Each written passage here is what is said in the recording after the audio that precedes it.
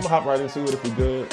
This is Let's Talk Bruh, final season podcast on Black masculinity. I am Jay Hurt, your host, and we are back on the mics. So before I get into my spiel, get into my list of questions and the topic of today, this is a very full circle moment for LTB. So I'm gonna save that, and now I want to get into Taylor. Introduce yourself to the people. Okay. Give us a little bit about who you are. Okay. Keep it brief. Keep it real Fun brief. fact, maybe, if you will. A fun fact. Yeah. I think my fun fact is always that I'm from St. Louis. That's always the fact. Okay. But yes, The accent will come out at some point. It's going to come out. The R's will be slurred the entire time. But I'm Taylor, a sexologist. I talk a lot about sexual education and pleasure education, specifically for Black folks, queer folks within this space. I also have a background in higher education, focusing on HBCUs and all the things in true Gemini fashion. And I'm an artist as well. She said the R's will be slurred. They will be I slurred. heard that. That was a bar.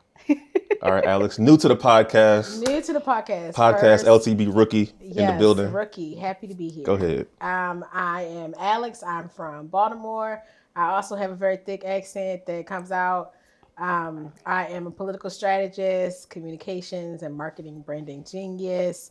I love to make sure that things are more accessible for Black and queer people.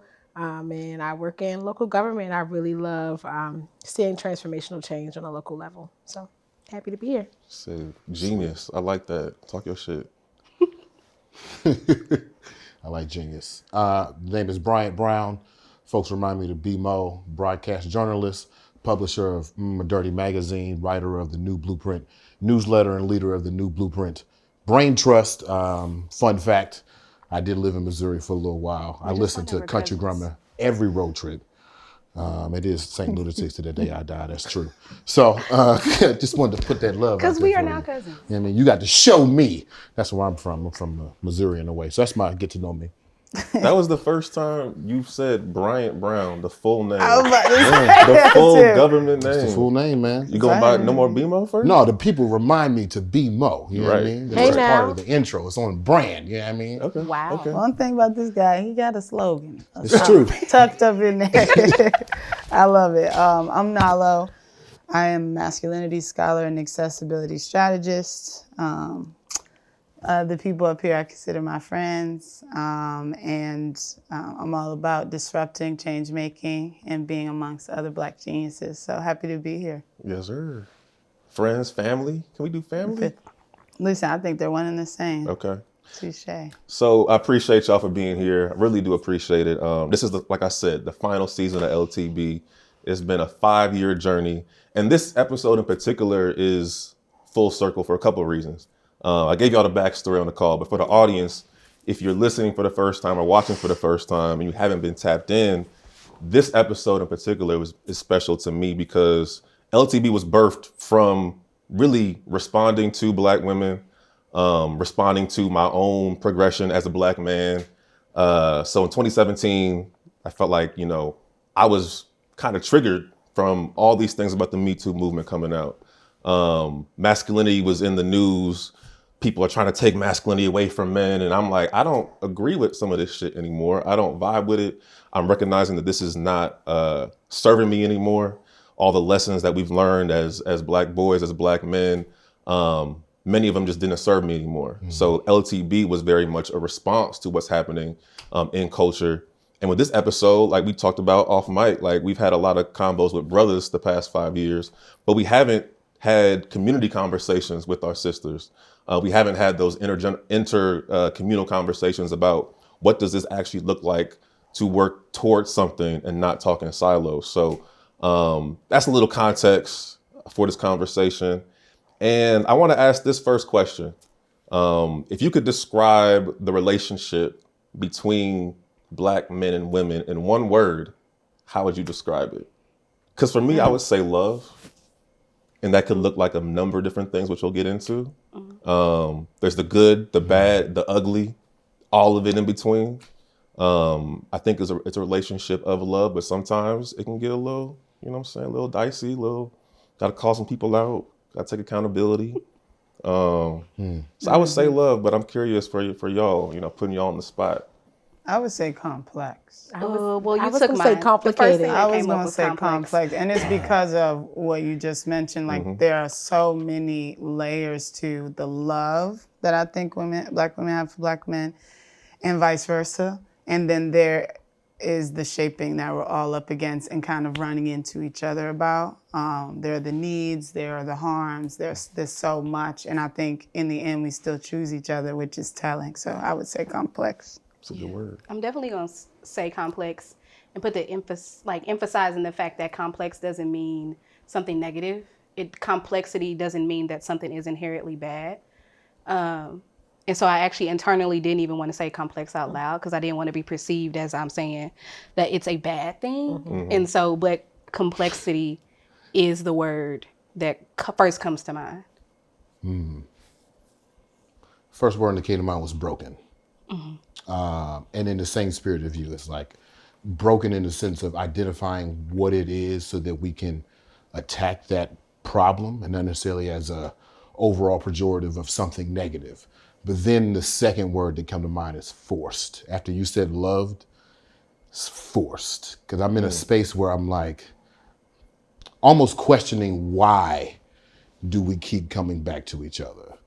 Is it out of choice? Is it out of necessity? And do we need to address that as well? Dang, we could have a That whole was 30 minutes. I was like, you said you were ending, you know. I mean, we got to get into it though. I mean, you're right. You're right. Shit. Because I'll say this though.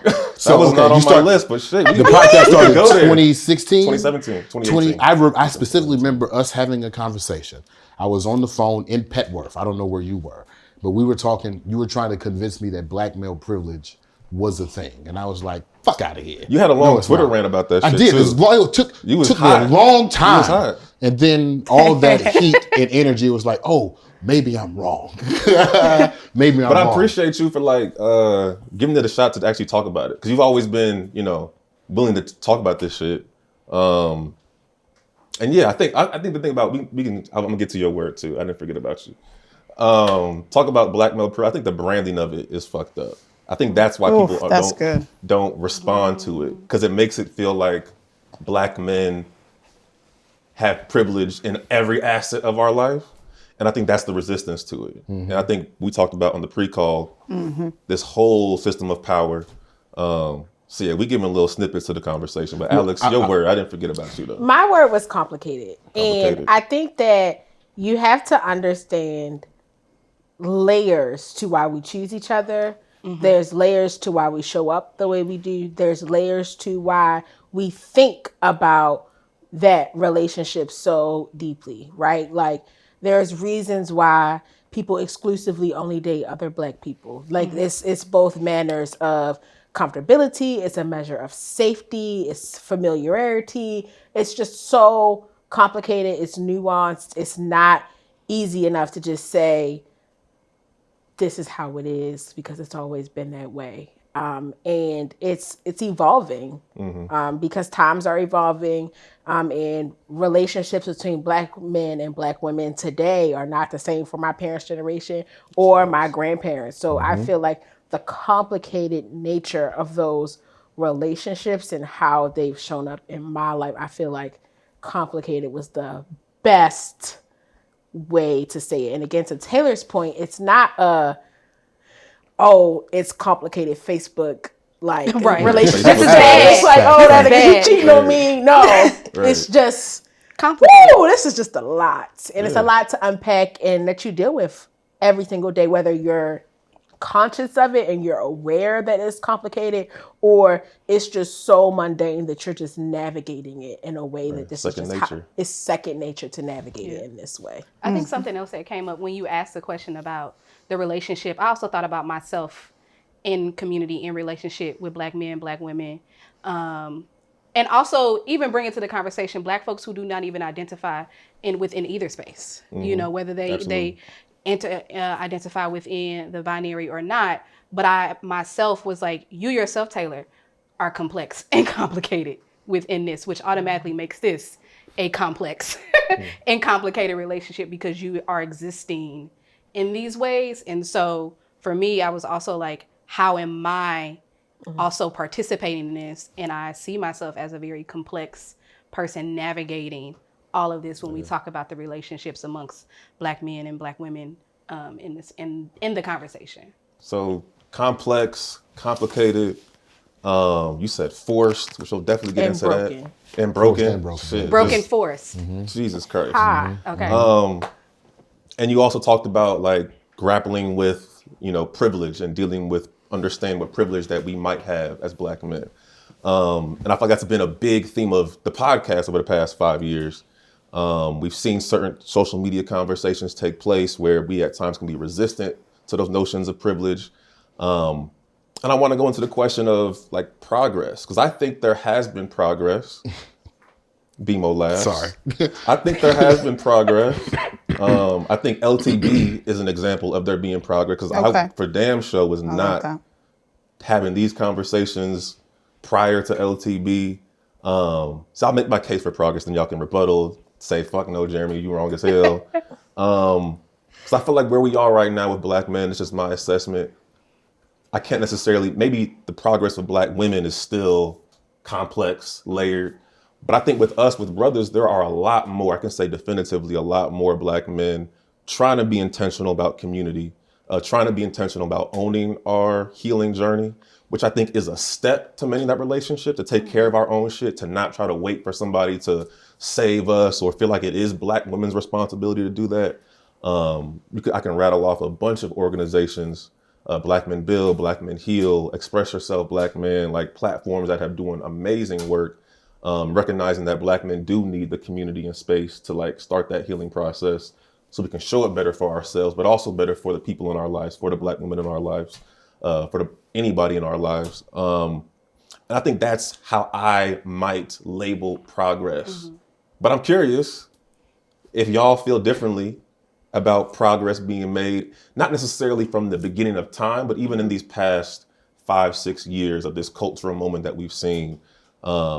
It feels like there was a lot of steam and energy around these conversations, 2017, 2018. Now it's kind of plateaued a little bit. But I'm curious, how do y'all kind of look at that era that we saw, and masculinity is changing and Me Too movement, and now we're here where, where do we go from here? So how do y'all look at maybe my notion of progress and kind of what we witnessed over the past 5 I want to 6 hear years? from BMO. Yeah, 'cause the cough and He the said broken and we coming to you. please, I brought up the please. Black male privilege situation because it took me a while to understand it. And now that I've understand, it's kind of like being outside of the matrix. I see life differently. And I've been studying my lady. We're in pre-proposal mode, which means niggas looking for rings and shit, you know what I mean? Trying to make those celebratory moments. But also me and her having the conversations, the tough conversations. And we've been together, and when I put it all together, it's our third relationship, but we've been together for 7 years. So this is like, I feel that. my line sister, a person that I know has been introduced to, courted, dated, married, separated, and divorced a nigga in all those 7 years. Me and her still having conversations. We want what we want our relationship to look like. So one day I'm just watching her, and I'm thinking about privilege, and I just start to count the ways in which she's code switching. She code switches for me. She code switches for her father. She code switches for her grandmother, for her brother, for her people at work, her superiors, her inferiors. I counted 7 different voices that my lady has to code switch in so that she can feel safe and appreciated and communicate to her community and coworkers and et cetera. And I'm one of the code switches. Meanwhile, I'm struggling with 2, white and Black. So when we talk about like a progress, I have trouble saying there's progress for all, but I will say that you and I have made 100%. a gigantic steps. 100%. But at the same time, while Cursing you me and out I, on Twitter that back in the day. I'm sorry. I'm sorry. It was a different man. It's a different man. I would say a falsely enlightened man. But you and I have, I would say, progressed to a point where there is kind of like a sovereign state of individuals, men who agree that we treated women differently, that there is Black male Like privilege. I've seen progress from people that I know. Now here's in my circles. The progress I can't comes speak for twofold all though. Black men, but But that's the other part. That's where I'm like, oh, they've made progress too. as much as we've made a sovereign state of what it means to be the new form of masculinity or more progressive form of masculinity or drop our toxicity or unlearn, the same individuals who are refusing to let those go have created even more progress in their ignorance towards those situations.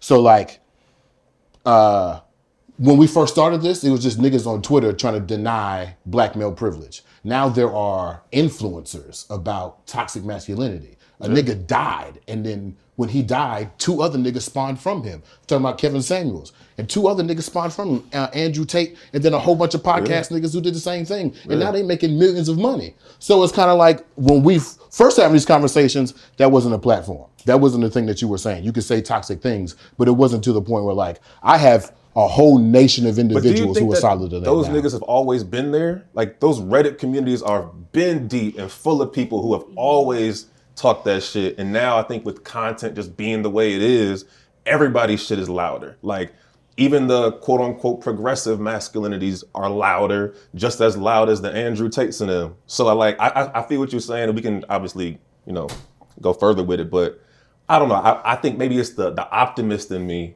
would like to believe that there has been progress made, but I'm you are happy to hear equally... the optimist in you, because I know that was not always a optimist in you. Yeah. So to hear that out loud is progress. Come on, progress in this space. If like you ready to so because this is it. So when Taylor asked me to be on the podcast, I hate podcasts. Yes. I have on my Twitter handle, it's People Against Podcasts, because I would like we could pull it up right now. It's right there on podcast mics, everything, because we have, through accessibility to these things, anybody with an opinion without any level of expertise or credential can say anything they want to say, and people are eating up because we consume so much content. Even today, I've probably already seen like 50 reels today. Mm-hmm. Between TikTok, Twitter, raccoon and Instagram, memes. Raccoon memes. I've seen it all. I've seen it all, right, already.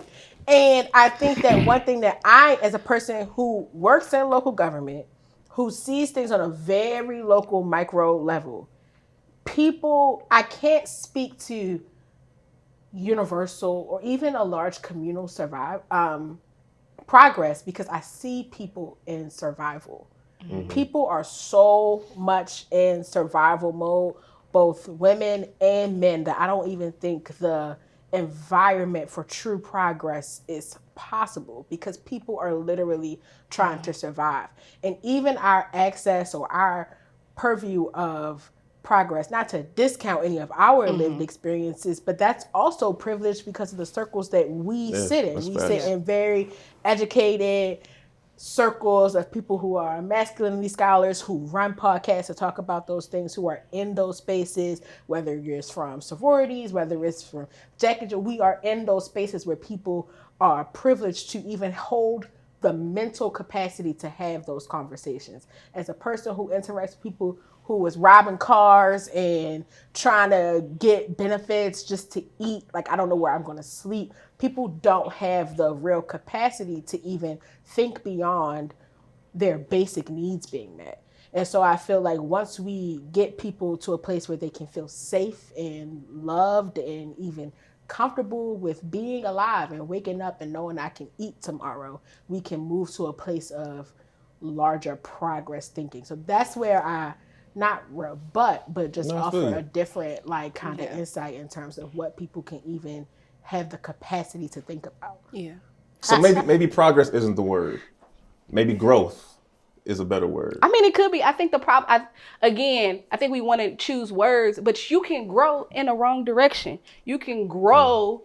And so people are like, I progressed. Yeah, like, to what? Backwards. I've grown. Oh yeah, I've grown closer to, using alcohol as my way to survive. I've grown closer. And so is it that it's a word? Like, what is it that we are trying to explain, or what we're witnessing in those ways there? I think we have progressed. I think people have progressed to things that they've been wanting to openly share. Precisely. I think people have grown more comfortable to express certain ways. And so if we're talking about the aspects of progressing and growing, sure. But I think something that has allowed me, with the friends that I have and the people that I have been close to, and just reading more, I've even been asking myself, yeah, sure, you can progress, but like, what are we talking about when we're asking that question? Because progression has happened, but like, Yeah. what is it? Growing has happened, but what are we growing towards? What is the growth process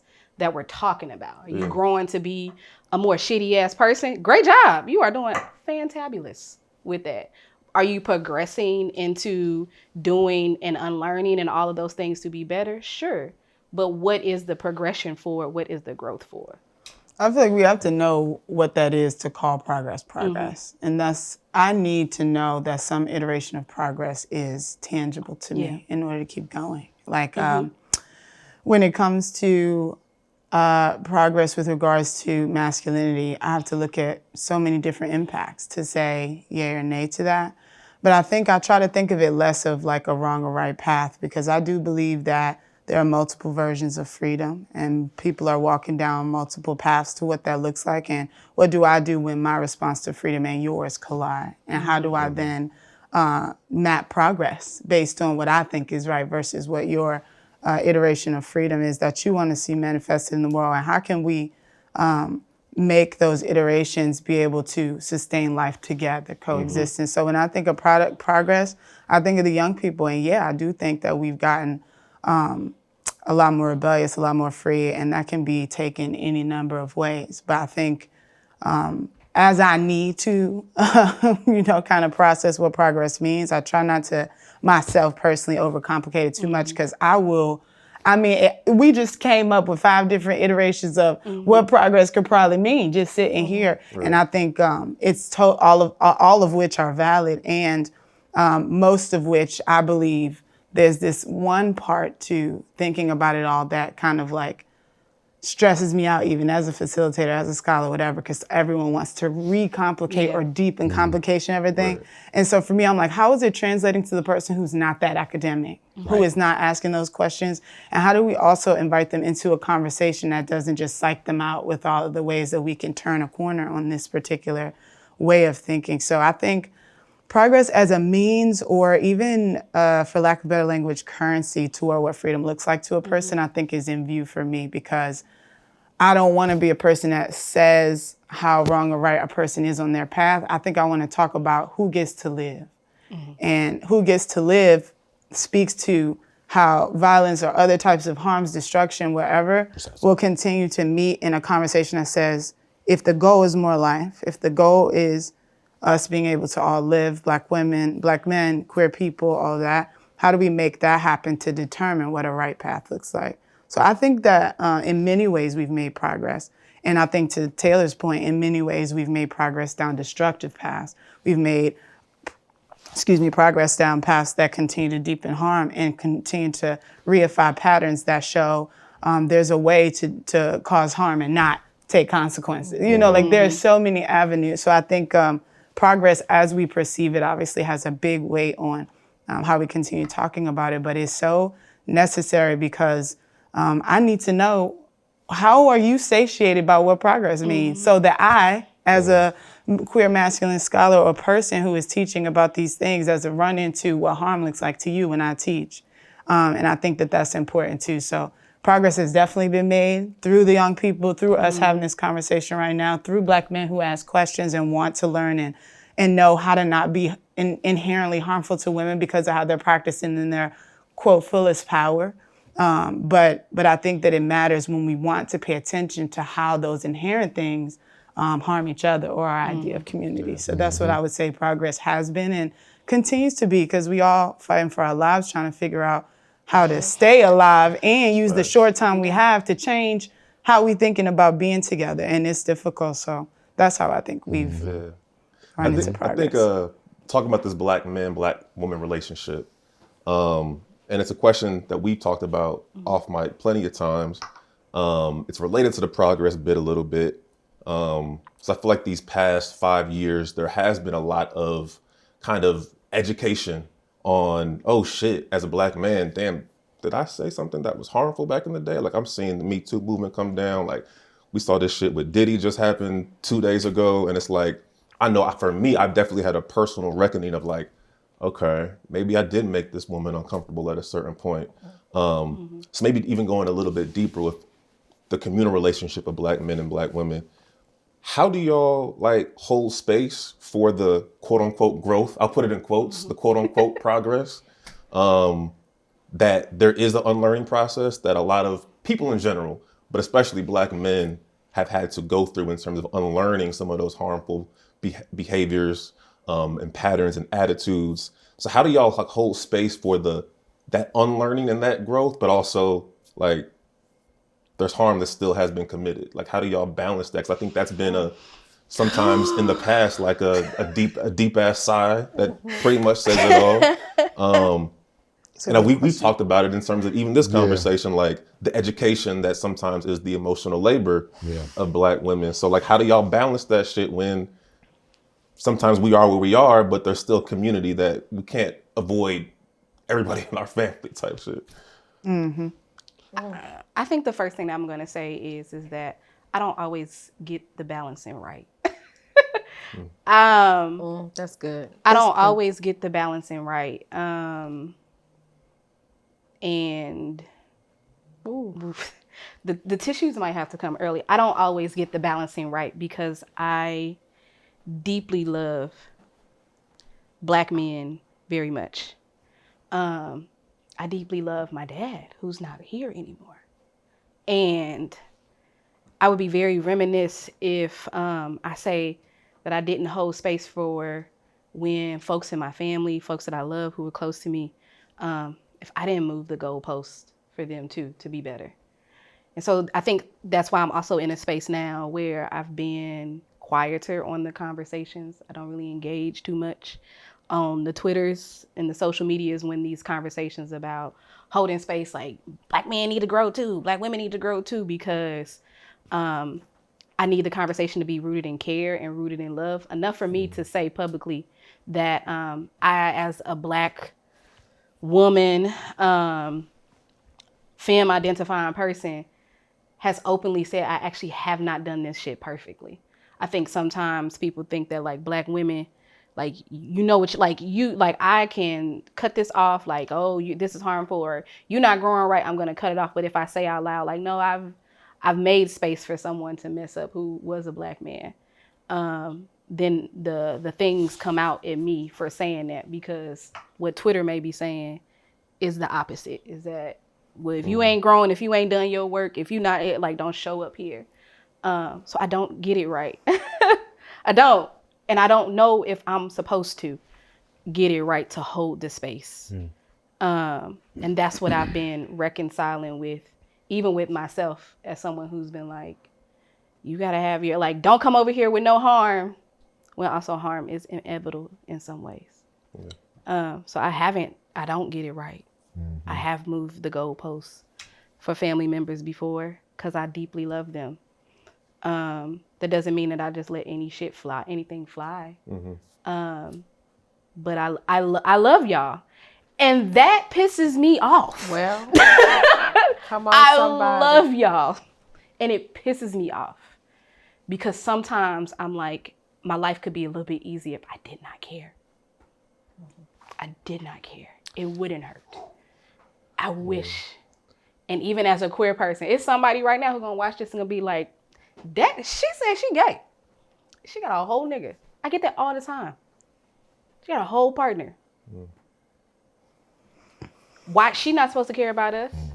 But I love y'all to death. And it hurts. And I can also openly say that I have not always done it right. There have been moments where I've moved the goalposts myself. Yeah, I think that's one point that the complexity of what you said, that shit goes missed in a lot of these conversations. Like the love that you're speaking about goes missed because, like, I think the Twitter conversations will have a lot of Black men feeling like, well, y'all just hate us. Y'all just feel like we talk to y'all, we're talking to the white people, because it's a hold yourself accountable energy that I think we interpret as like an attack. But the accountability is an act of love. But I think that nuance just, it's never broken down, really. Yeah. And it's shit that y'all do. I do hate. There are some Black men who I do hate. So I'm not gonna sugarcoat that either.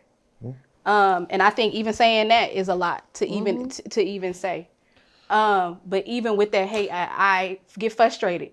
It was a young black boy who stole my car in March. Oh God. I'm laughing because you told me this shit Who already. stole my car in March.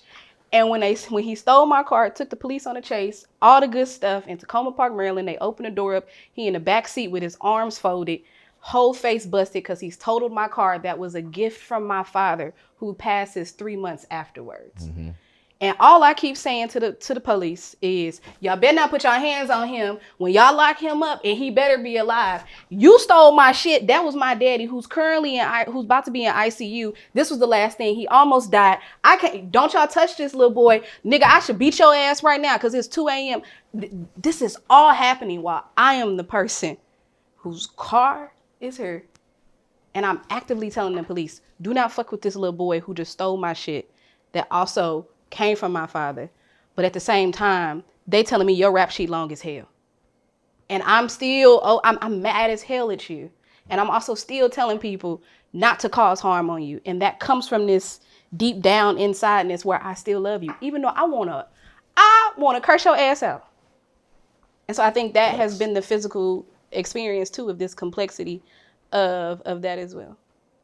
I believe that accountability requires relationship or accessibility. And then it requires a surrendering of power. Yeah. What happens is we forget that small place where someone surrenders their power to be accountable and what we do at that moment.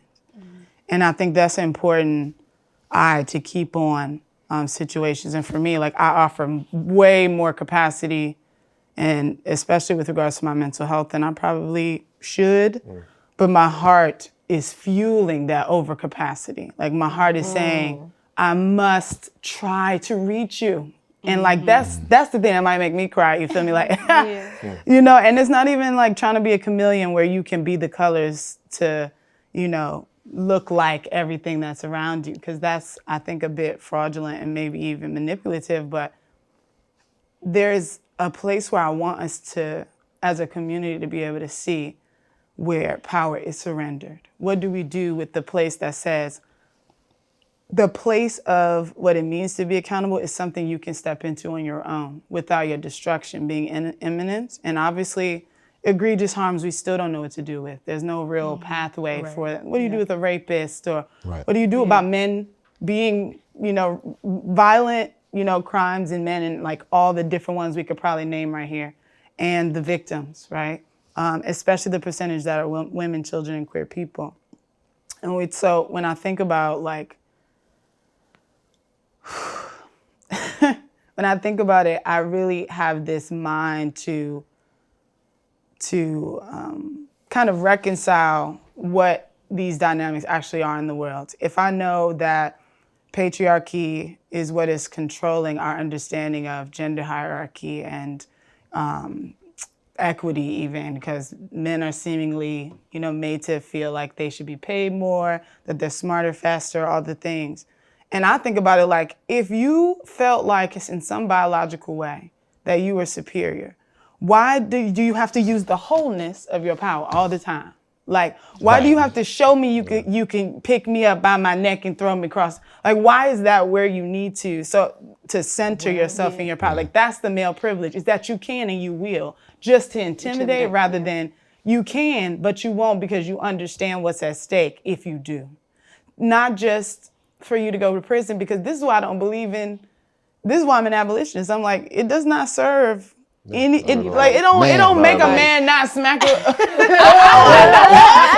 sentence made a man not smack the woman he was upset at. I wanna figure out the tear in the relationship that says we can't access anything else. You know what I'm saying? Like, if men are those leaders and all that, I just want that to show up. And so when I see myself in relationship, I think my capacity does like want to, you know, steer toward just my circle, because I know that those are people who I already share love with. But I have this mind to say, like, who are the people that can reach these people? And usually it's other men, because, you know what I'm saying? But like, how do we create those spaces of those conversations? Because that's probably my biggest question of all, when in the space of how we continue or sustain like that type of relationship. Beam, I want to ask you, because like what they're kind of getting at is like community looks different for everybody. Accountability, people have to be willing to be held accountable. Social media conversations about accountability don't do nothing. So like brother to brother shit, like how have you in this LTB, you've been down from day one. Man, How have our relationships with black men changed? I know shit. This podcast has gotten me in trouble with male friends. So it's like, I can only imagine when you're trying to hold people accountable, trying to talk about this shit, and not to be like on some woe is me, how hard this burden must be to carry, but like. No, never that. Never that. Speaking about community and holding niggas accountable, like, I'm just curious, like, how is that? Because I know for me, it's been. It's just heartbreaking, man. Up and down, isolation a little bit. It's not even look like it is isolating. It's heartbreaking. And when I said earlier that like it feels like the toxic niggas have built their own sovereign land that they can chill in their own community, it's like that's what it feels like. It's the act of, to Nalo's point, the act of getting someone to that point of surrendering power is great. And I hope that when I get to those points, I did the best that I can with those moments. But what actually ends up happening is the table of five in which you're calling out the accountability for one turns into a table of one because four niggas feel like they can go to the sovereign land of toxicity without you and be just fine. So now, who am I? Or because that's all niggas know. That's right. That's right. I think it's. I don't think it's a sovereign land. I think it's what you're saying feels so foreign to me that this is the safe place. I'm telling you. This is okay. Let me put it this way. That's the measure of the world. You know the depths of most harm by the people whose only power is their opinion. Yeah. You know, whose only power is the ability to not. You can't change my motherfucking. Excuse me. You can't change my. We good. Okay, I'm making sure. You can't change my motherfucking mind about this, nigga. Like, what you feminine? Like, what? Hold on. So where I push back on a point of ignorance, because at a certain point, it's not ignorance of the other side. It's a choice. Right. These niggas have made a choice to be part of something that's toxic. And even worse, and when you said the unlearning, to me, the unlearning, in order to still be in community, the unlearning must be as powerful as the learning. I remember being 10 or 11 years old trying to learn how to walk cool, because I thought that's how men walk. And I would walk like that constantly, to the point now I just feel like it's embedded in my DNA. It takes that type of level of unlearning to unlearn the same toxic things that may be affecting you now. And what happens is you're in a community of 10 people and you start pointing out the ways that we need to unlearn. We start getting into these vulnerable moments. And 9 niggas who are not ready for vulnerability choose either neutrality or go into the toxic places. But why are they not ready for that? That's the question we ask to deepen curiosity, because what it speaks to is I have gotten a plethora of different things put before me, ideas about the world, about community, about my relationship to each of you. And I now have a choice. Ignorance is, like, I don't know if ignorance is a non-choice thing. Like, maybe if you are ignorant to the sense of, like, having an informed opinion or decision that you can make about something. But I think people do choose their own dignity or power, because what else is there but this moment? And your goal is to reach me. And I say no, because I have control over that.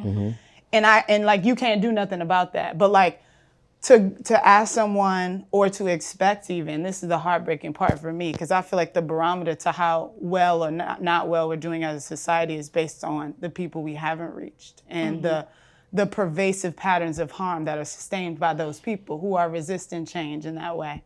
And I wonder, like, for me, I wonder from men, because we can all do that thing, brother, I'm gonna hold you accountable. Sometimes it's holding you down, sometimes it's holding you up, sometimes it's like holding it with you, you feel me? And we think of holding as like, I need to arrest your motherfucking ass and put you somewhere until you think about what you've done and learn. It's all punitive.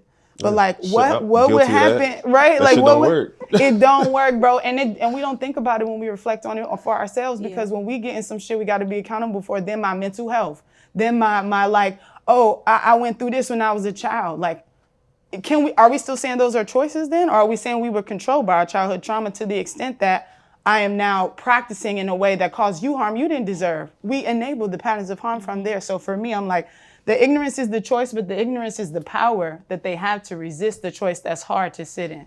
And that's why I think it's important to have those relationships that mean something to us, right?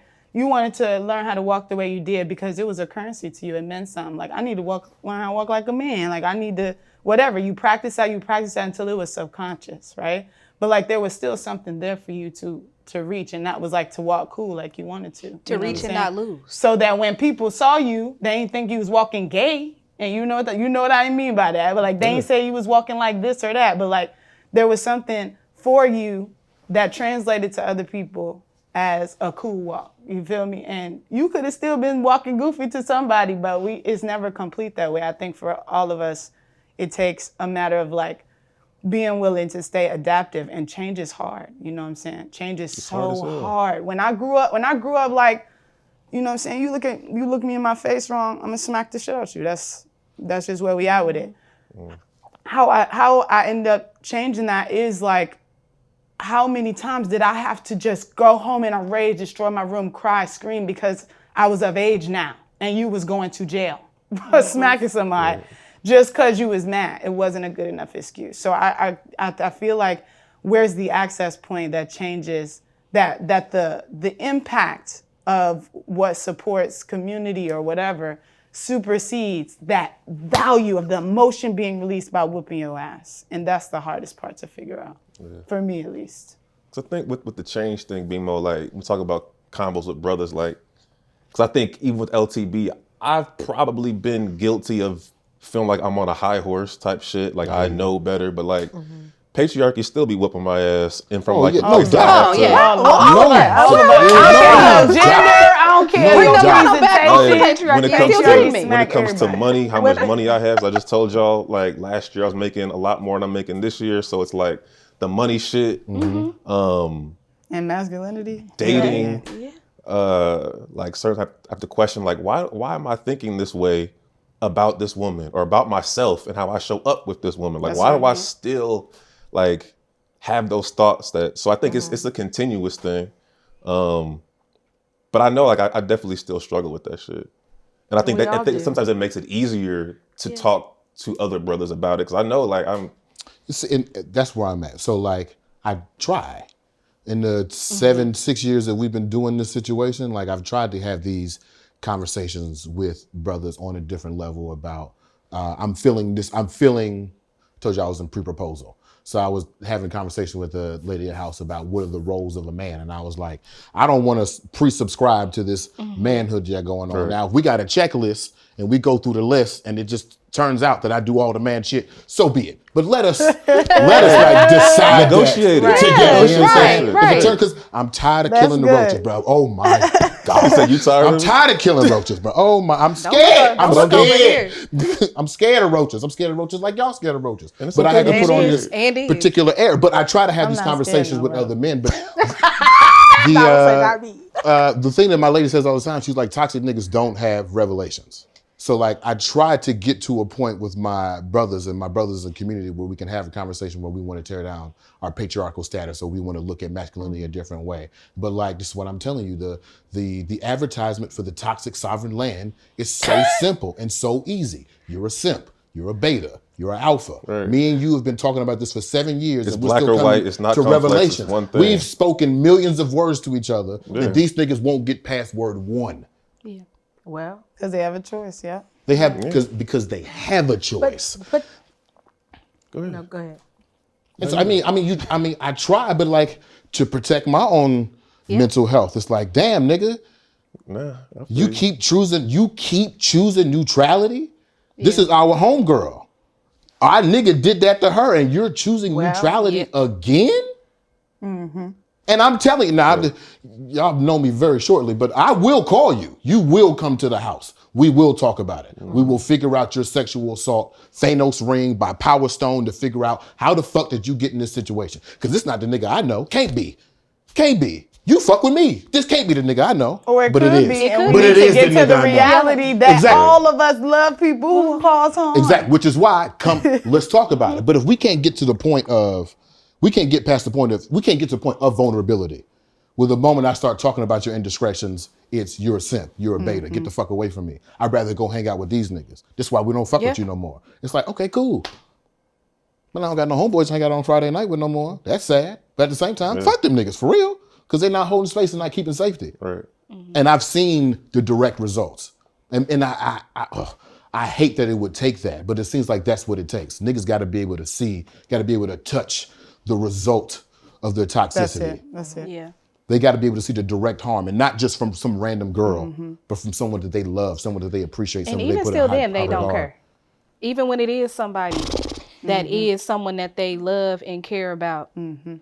So how am I supposed to be in community with you? It's a struggle. And I ain't got an answer for you, bro. This is why I like, really this is don't. why I There's- don't it's get a y'all love for struggle. black men. I don't get it. I It's get a it, but I don't get struggle. it. I ain't got an I answer mean, for but you, bro. I think the thing is too is that, and I'm gonna put this in there, and this is something Alex and I have talked about, is that, and this is where I sometimes get flack for, because we myself specifically, especially talking with like black women who I'm in community with, have also reconciled where we uphold this shit as well, and where we also are impacted by patriarchy, where we are also impacted by all of the isms there. And motherfuckers might be like, she's speaking a little too much, but like similar conversations are conversations we have had with people we are close with who identify as black women as well. And I think sometimes I am the one where, and you and I have talked about this, where I'm like, Jeremy, some of the shit that you talking about, me and the homegirls just had in the conversation last week. And I think sometimes hearing that takes some of the pressure. It's helpful. It's helpful. It's sometimes it takes some of that pressure where it's like, oh, so y'all niggas going Y'all through talking too. Absolutely. Because Twitter, and not to shift blame or Absolutely. shift accountability, but And- Twitter will have certain people thinking, and this is where I even get like weird about talking about it, but like that, like I think black men don't see that or hear those conversations about how black women hold each other accountable. There's like jokes on Twitter about how like black women don't say sorry and like shit like that. But I think it's part of like, because of the nature of how these combos have played out online, Yeah. there is just no visibility to like what you just talked about. Yeah, and I say that not to move us away from the conversation. This is not to move Right, into like 100%. we also, but I think that is important to the conversation, because I as someone who's an older sister to a younger brother, like I've had to tell him, just even from mirror modeling as being an older sibling, hey bro, I have fucked up. I am not your perfect big sister who's done all of this. And I think that is also in the conversation too, when we talk about black women and black men, is that we too are also unlearning a lot of shit as well. And so while we talk about how the power and the privilege impact us and the intersections of our identity also compel it to look a little bit differently, we also are having these conversations as well. And I think it's important for y'all to hear this, not so y'all can be like, cool, fuck it, we gonna keep fucking up. No. Because there will be somebody who Right. runs away and say like, hey, they on the same bullshit we are. Noted. Let's just keep it progressing in that way. Sometimes niggas have selective hearing, that is Yes. facts. But Sometimes. Every Sometimes. now and then. And so, but I'm saying that to bring the level of understanding that the both and, like, y'all are not alone in this essence too, because literally I'm blessed for the friend group that I have, because the way we apologize to each other never would have existed to 17-year-old Taylor. Never would have just kept it going in some high school banter nonsense. I'm like, I don't fuck with her or nothing like that. But literally, I have grown so much in my relationships to black women, and also seeing how we have grown and how we even care for each other, and even how certain expectations and moving into loving each other even more deeply, as we have also learned to decenter men in very ways too, but also reconciling the fact that we also have caused harm due to the ways that we have upheld patriarchy amongst each other. And so I say that and I offer that to the conversation. One, because even though we just met, Bima, like, and maybe aware of each other, hearing you talk about like that, it also makes me want to say like, oh yeah, we too have also have fucked up shit in the community of black women, and have had to call out black women who also have been like, yeah, no, well, I'm just not gonna fuck with you no more because I still operate in this way, or I still believe in this way, or yeah, no, I don't see that men can experience sexual assault. or, you know, in this way there. And we've lost people, like we've lost friends And have. in that way. And I think even just saying that in this conversation, I say that to offer, like, one, y'all aren't alone. And I hope that informs even some of the conversations for it not to be and go back to the brotherhood and be like, yeah, the women is fucked up too, y'all. Right. But we are in some ways. Niggas not ready for that conversation But at all. hearing that, bringing that to the conversation to inform how this also all deeply impacts us. It is interconnected, and we actually cannot solve it by only saying, y'all go to your corner and figure it out. You go to your corner and figure it out. And when we come together, we're going to have a war to figure it out. We know that gender war, that fake gender war, is not going to fix this, but having this conversation of also saying like, hey, Jeremy, you're not alone, because we too are struggling in this. I can offer advice in how we have tried to have conversation with amongst each other. And I hope that can help y'all move in that way. That's not a gender war conversation though. Right. Right.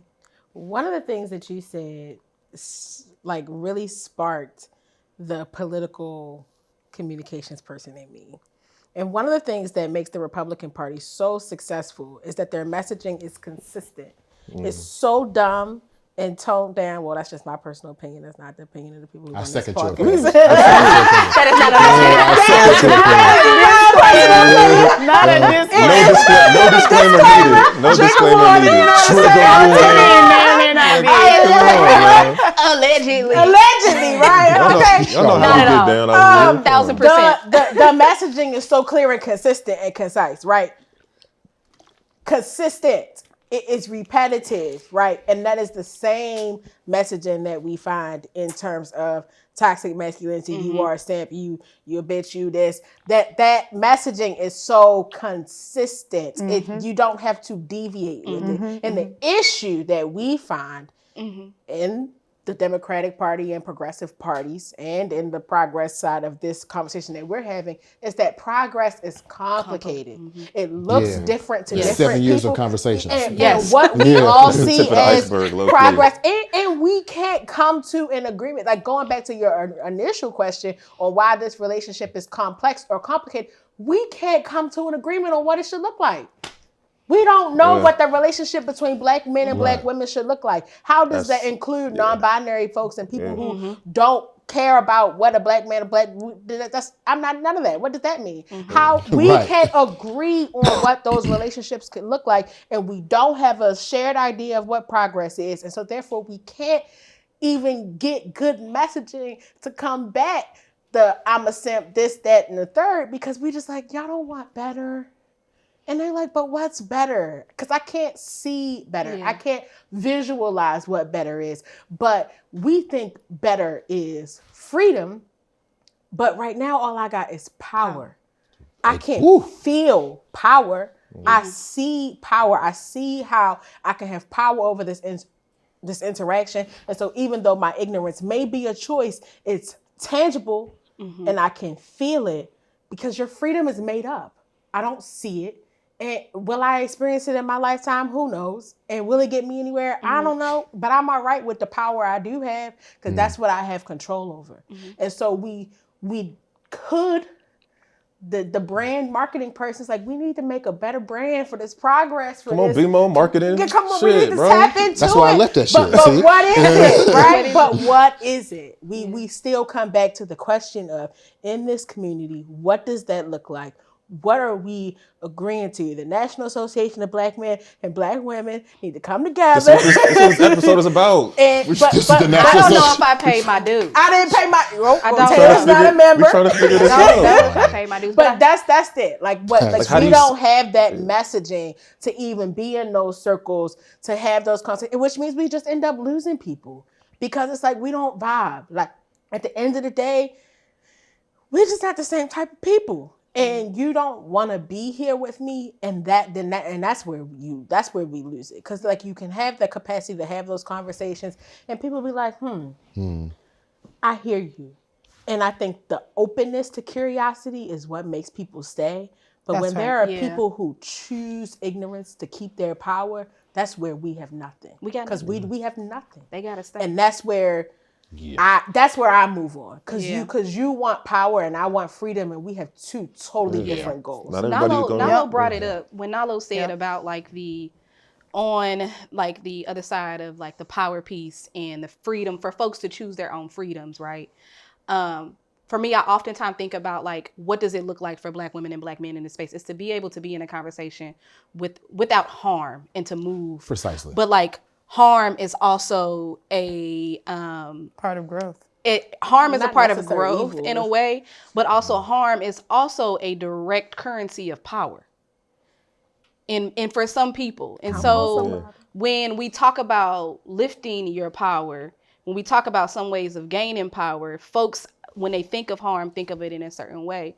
And so even in this conversation, like we've all talked about how to be sure we are not intentionally harming each other in this convo, and being able to have the ability to disrupt and to stop or to recognize when it happens.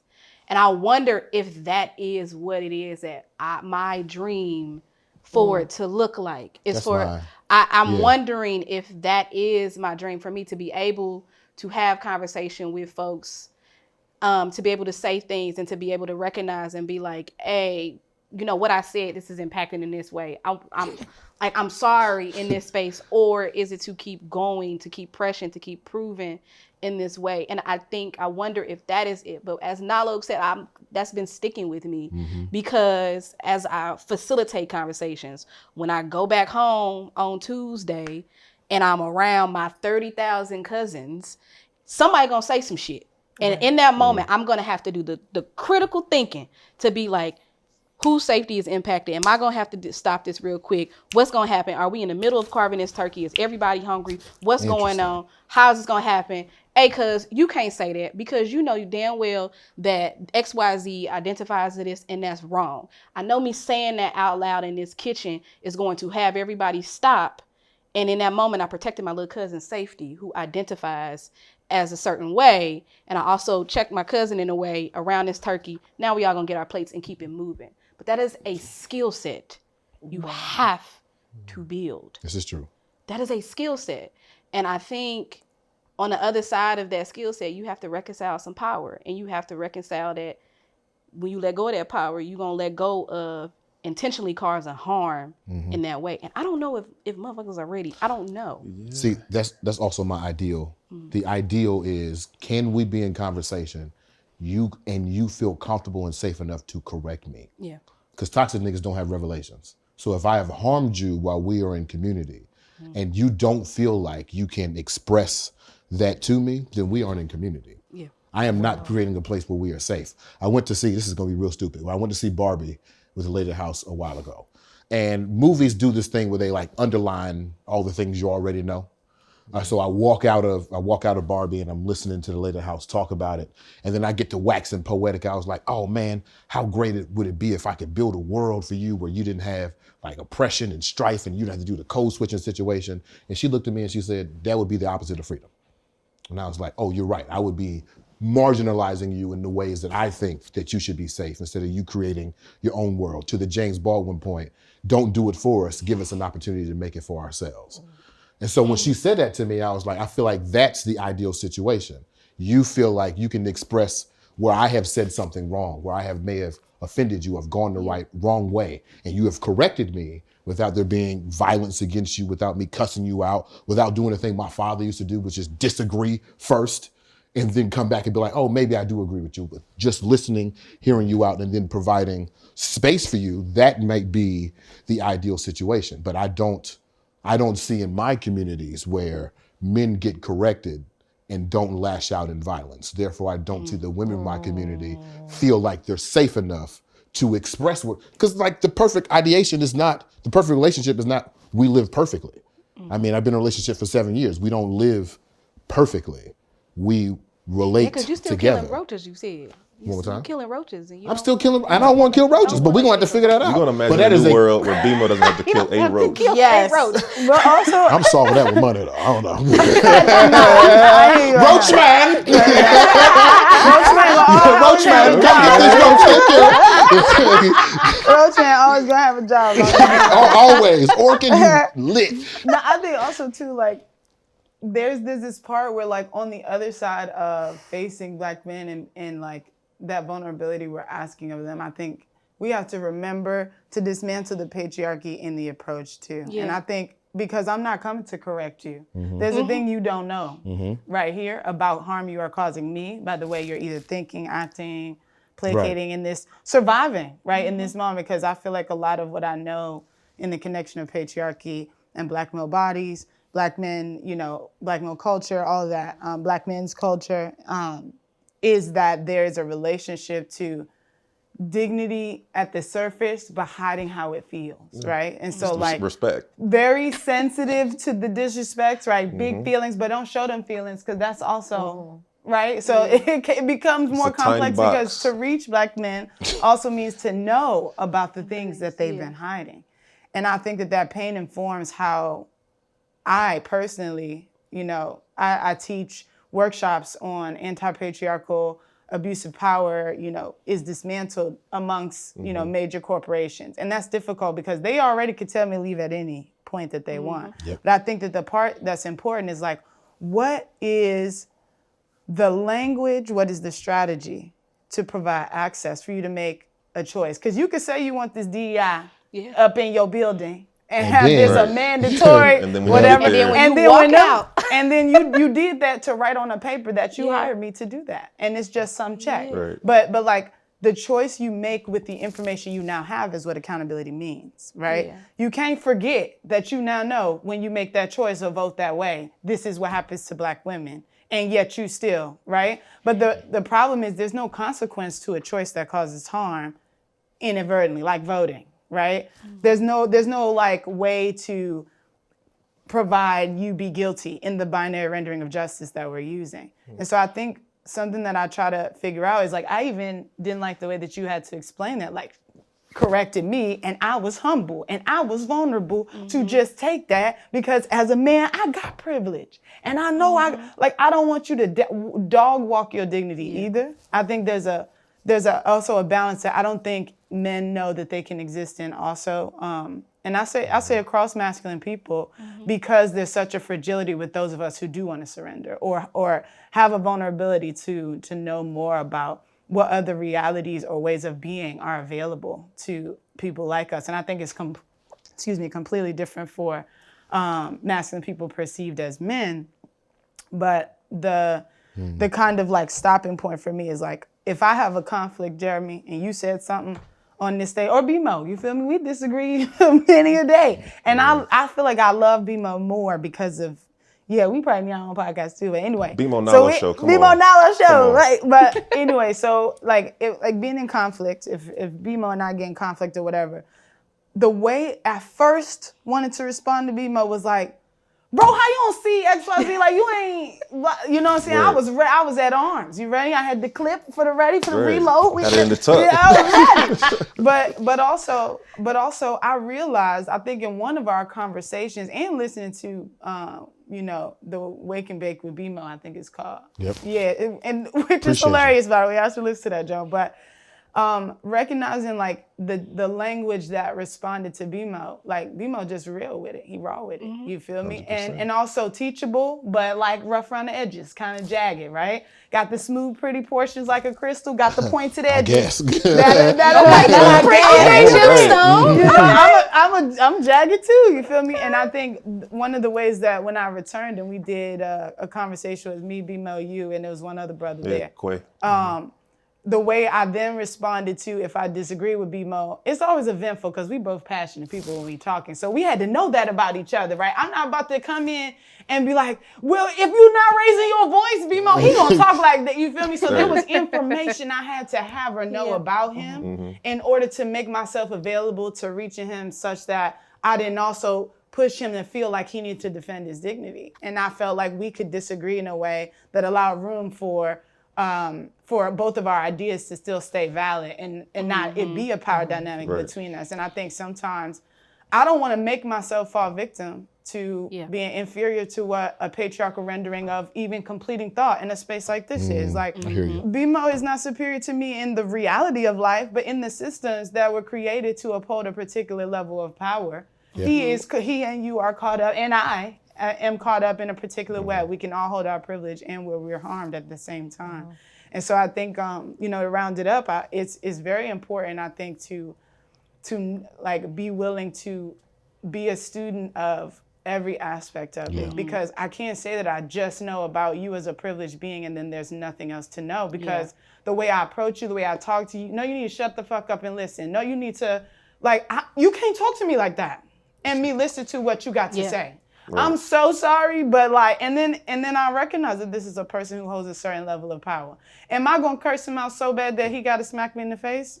I hope he don't get there, but that I'm also not going not know that there's a recklessness to how men are socialized when they're under pressure, and what choice may be available to this person if I piss them off to that level. There's so many different ways, and that speaks to our own oppression too. Because why is my body on alert? Why am I strategizing my survival in that way? My respect for his biology in an argument might be a little different if I felt like he was gonna punch me. There's so much that is woven in that fabric, and I want to be able to say that just as much as I don't plan to, come to him with a correct kind of energy, I also don't want to feel like I have to be wrong or inferior based upon what things about you've been socialized to think are superior. I'm saying I'm not resting in the bed of what patriarchy has told me about myself juxtaposed with you. And I understand that socialization is so deeply embedded that that's not something men are not going to believe about themselves, that they're most this or fastest in this and that. And I'm like, I think that's a huge reason why I learned that was because of you. Wow. Okay. How do you feel? That light is bright as hell. I ain't scared of you, by the way. No, you. Okay.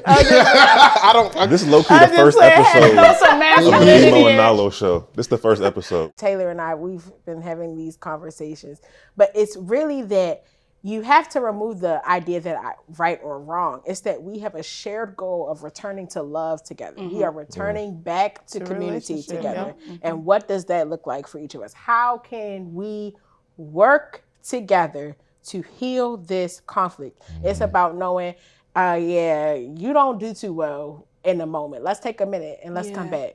But let's set a time limit. Let's set this 10 minutes or let's set this 2 days to come back and return to community. I know that, I need to lower my voice because that's my baseline. If I see you cool, whether you're a black man, black woman, whether you're not neither one of those things, my baseline for us to be in community together is a commitment to intimacy and returning to love, because that's a foundational value for me. Yeah. Love is it. If you ain't giving out love, we ain't got shit.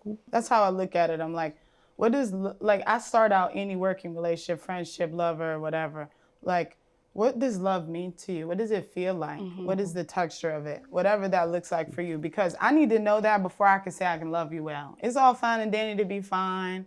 It's all fine and dandy to have a little money in your pocket. Whatever those things are. But ultimately, do you understand what it means to sustain relationship? And I think that's an action that things like capitalism, which need all of our time, attention, work drive, it requires, care requires time and labor. And we think that being anti-capitalist is not doing the labor that our relationships need because we need to be sleeping. It's anti-capitalist to invest in your relationships, okay? Because the time that you think you should be doing to work and consume and be able to buy and to get that house and all that, we are all navigating that. I understand, friend.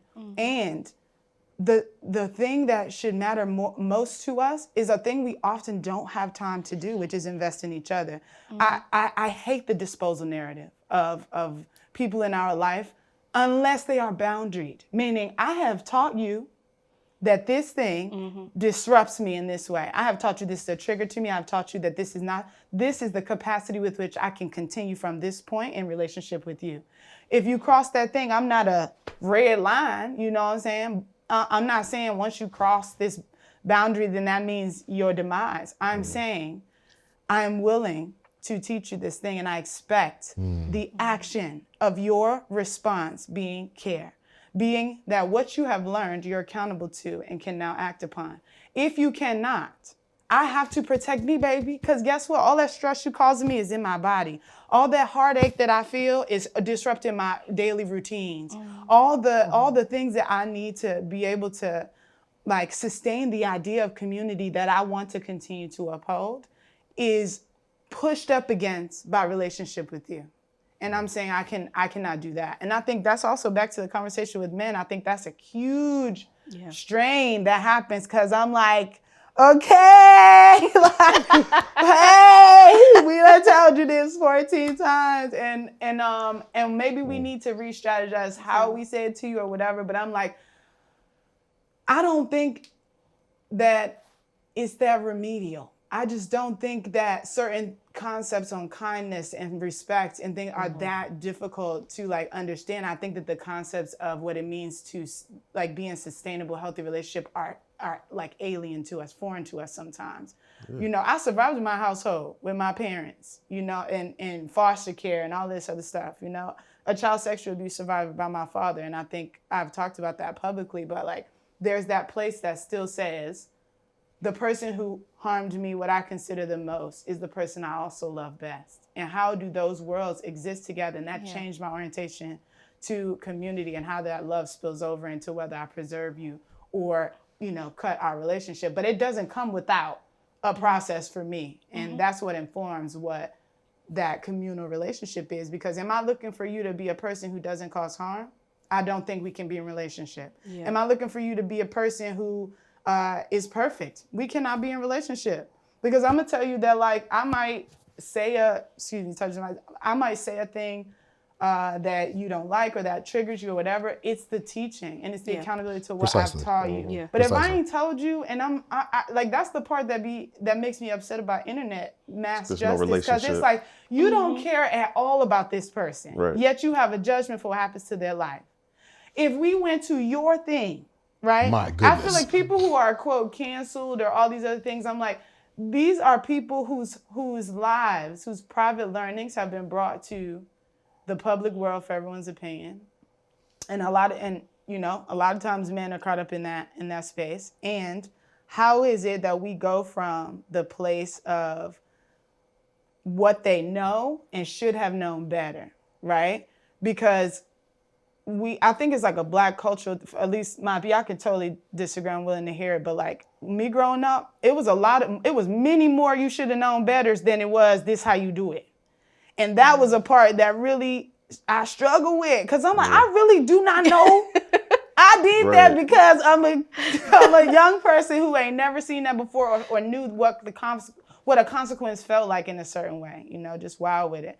And so I guess I want to be able to meet people at the place where I know that Black oppression has also meant that Black children, right? That Black relationship, that, you know, from my auntie's fighting to finding out that the preachers was always also saying, you know, fuck you in the house on Sunday nights. You know, like you kind of have to hold the complexity of all these things, but how do we act on that when we are the ones who feel the pain from it? Like when we are taking on the consequence from it. And how do we get our pain to translate to the people we love so that they care enough to make a decision that's hard for them but necessary for us? That's what I think about a lot. What I took from that, because y'all all kind of touched on this, intentionality in relationships and like committed to building something completely different than the structures we currently have. And that shit isn't really sexy off the front. It isn't. It is. That shit's sexy as hell. Hell yeah.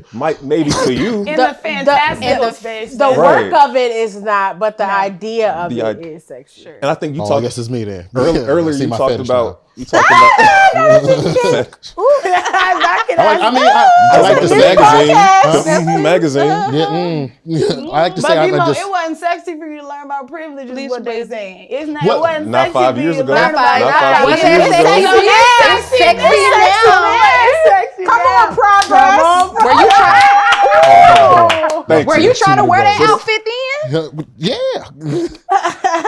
I mean, okay. I concede. What I was going to say to you is earlier in the convo, you mentioned like you don't know what conversations niggas is having around this.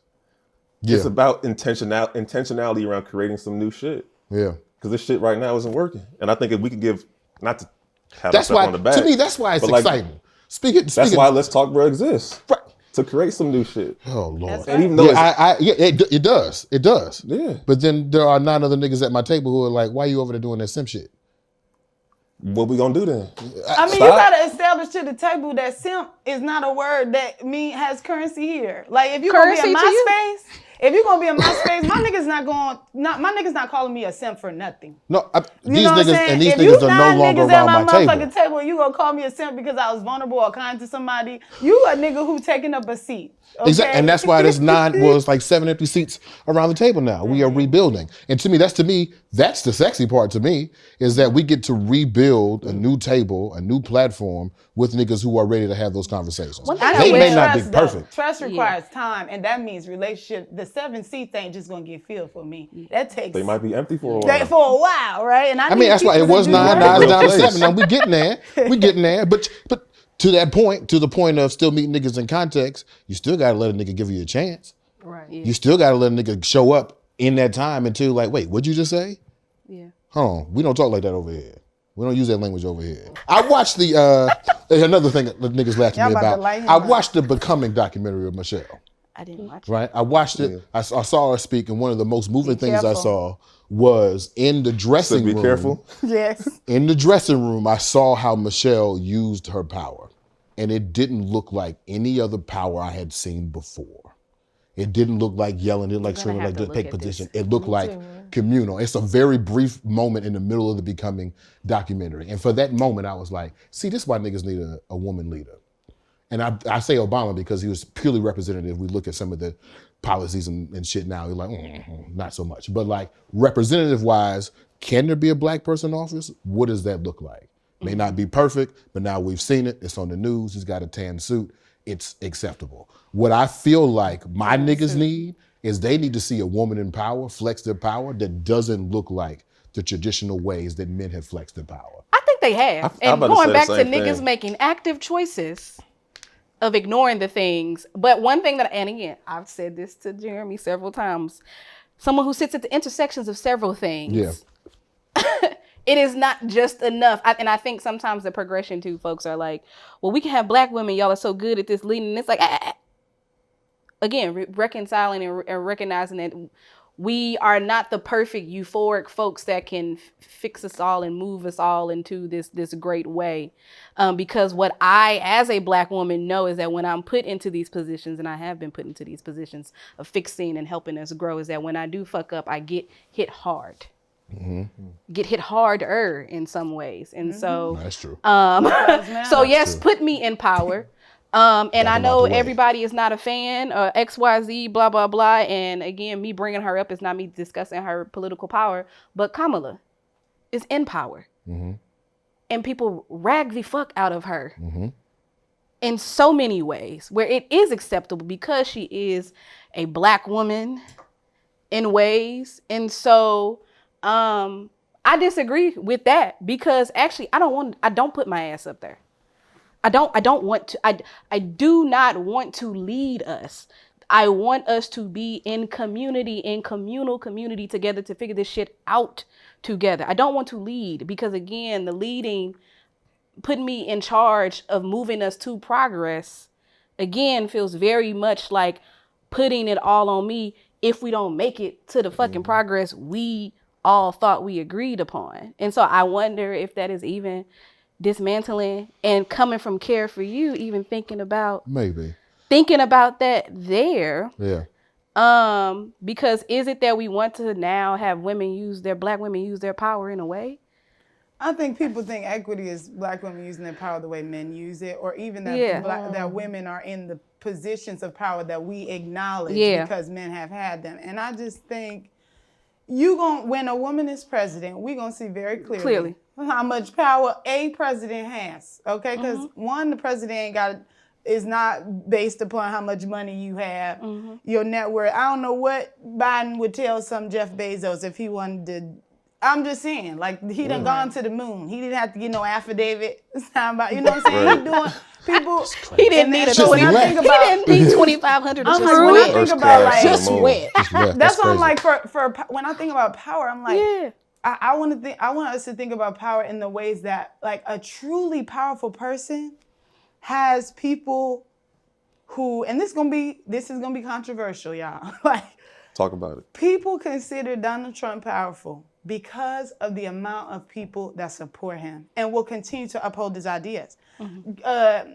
When I was listening to Alex talk about, like, you know, some of the things that happen at your workplace, like, I think about how much it makes sense that the positions of power, or how patriarchy continues to navigate certain spaces, is what we have also been socialized or programmed to be satiated by. So we're saying, if a woman does that, Right. then we are changing power. And I'm saying, like, to be able to gender that also negates so many of the other pieces that go into what power actually is. And I want to go back to, because I know that part you're talking about in Becoming with Michelle Obama, and I think she has this way of commanding a room. And I think a lot of it comes from the way that people respect her politically, and first Black president's wife, and, like, monetary wealth, right? Wanting to be connected to her in some way because of her imagery. But I think, I hope that someday we get to the conversation of what power can be outside of what we've been socialized to satiate upon. And I'm like, okay, how can power be care? How can power be the way we can say, like, I have this choice that I can make that would benefit me for the rest of my life.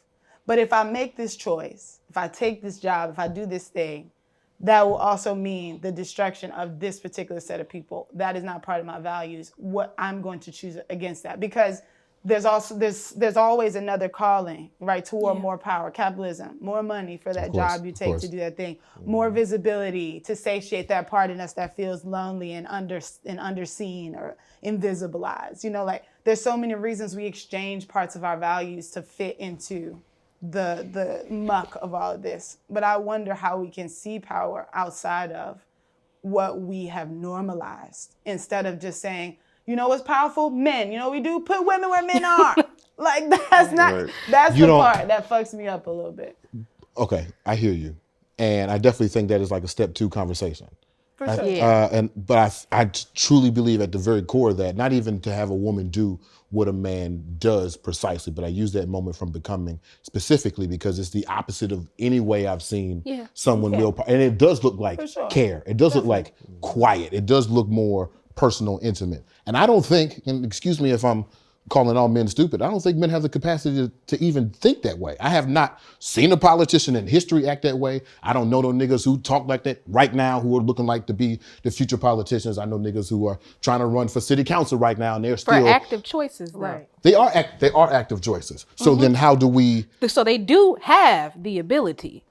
See, I think that's where I struggle, because it's I'm not like, the ability. I think it's the want to. They It's the infrastructure. The It's the desire. community behind all I this. also don't. think the way that people show up is it's a reflection of the systems that we currently have. So I think 100%. what we're saying, and we are calling community to reimagine something else.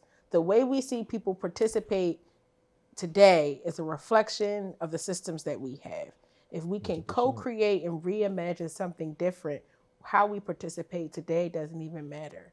The way we can show up can be something extremely different from ways that we've seen before. Even the way, and I'm not even sure the way what you're talking about in Becoming, I have not seen it, but the way that she shows up is a reflection of how she participates as the first African American First Lady. That's a reflection of the political system in which she participates.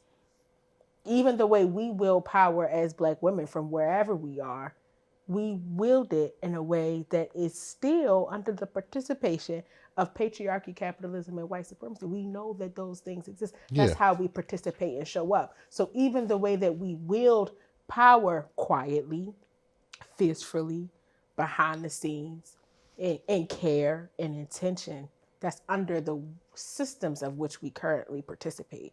And I think the bigger calling is to fuck all that shit and create something completely different. But even if we So I gotta cut in here because I'm getting signals from my bosses out there. Okay. I forgot all about them. Damn. And we got to get out of here in 10 minutes. I think we've successfully started to end the gender war today. Not starting to end. I don't think we ended it, but we got close. Oh, we're not even close, man. Not even And since close. we're running low on Opt out of time, gender wars. I want to flip the first question. What do y'all want the relationship between black men, black women, black people of all genders to feel like? We said complex earlier. We said complicated. I said love earlier, but now I'm challenged by this. You don't love us? Come on now, don't do that. Don't do that. Don't do that. Not What do y'all? too What do y'all? much. What do y'all want this to feel like? Everybody looked at Nalo. I did not mean to look at you. I didn't mean. That was, like we all cool, went. actually. Y'all think I know? Yeah, you want to go first? Oh man. What I want the relationship to feel like. I want the relationship to feel adaptive. Adaptive, supportive, secure, brave. Like I want our relationships to feel like what it feels like when you can depend on and be in community with and shape joy around a life that cares about mine too.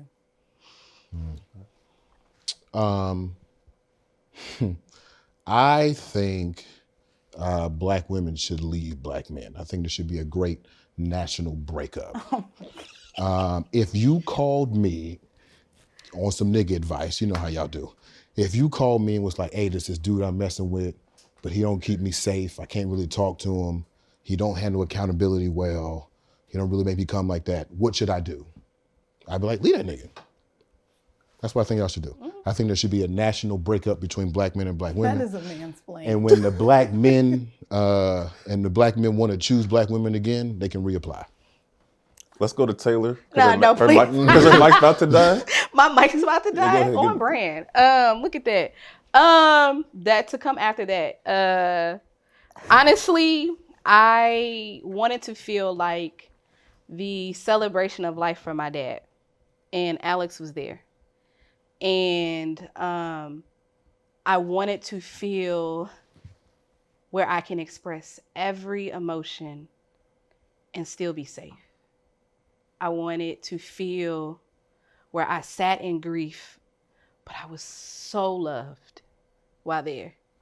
I wanted to feel where we can all come together, and no matter what, we gonna move through it, even if it is uncomfortable. We gonna figure it out, and it doesn't mean that at the end of the day that I owe you anything, that you owe me anything.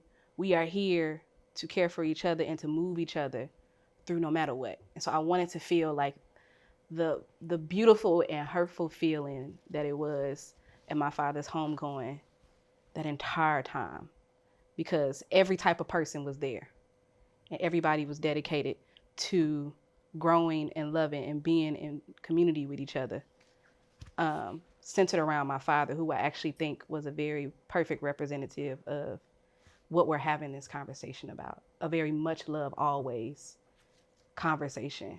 So that's what I wanted to feel like. Thank you for that. Alex, what you got for us? Liberating.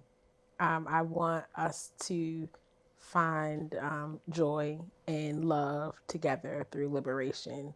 And I want it to be imaginative. I want to co-create something beautiful, something that we've never seen before. And I want us to be curious and brave enough to explore whatever that means, and give each other the grace and community to start over again.